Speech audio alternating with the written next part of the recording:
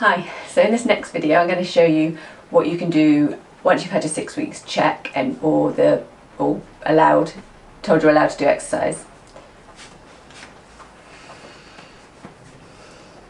Hi, so in this next video I'm going to show you what you can do either after your 6 week check or once you've had the all clear to exercise, which will help strengthen your core a bit further than we were looking at previously. So if you come to all fours again, in that neutral position that I was talking about in the beginning of the last video, where you just have your wrists just slightly forward of your shoulders. If you need to, you can roll up your mat to give them some extra padding, or if they're really weak or sore at the moment, you can always come down onto all fours.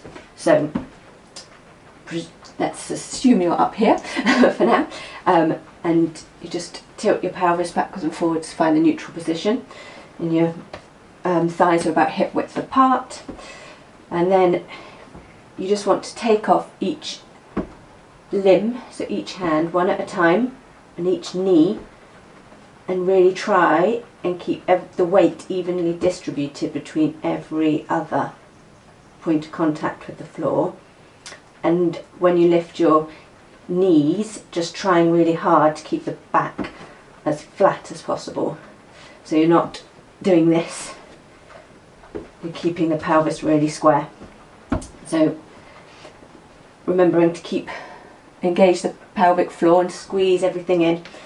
And then once you've done your little check of your weight distribution, you can just bring one hand out in front of you and really reach long. Bring it back down. Other hand in front of you and back down.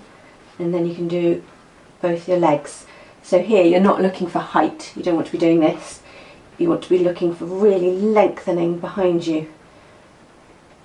And then lowering. And then doing the other leg.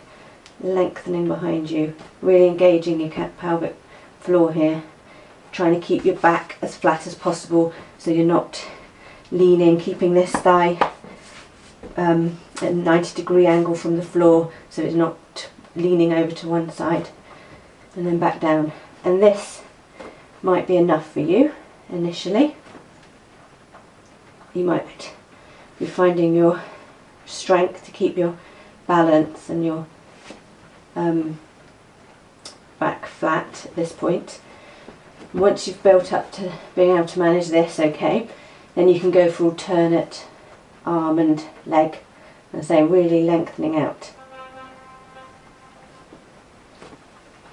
And say it's good. Again, you can do a set of 10 maybe, and then come into child's pose to rest, either with your hands stretched out or down by your feet.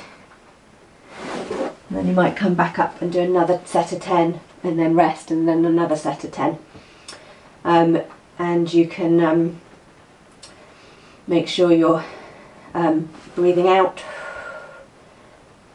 as you're raising and in as you're lowering, out and engaging your core and lifting, in and down, out.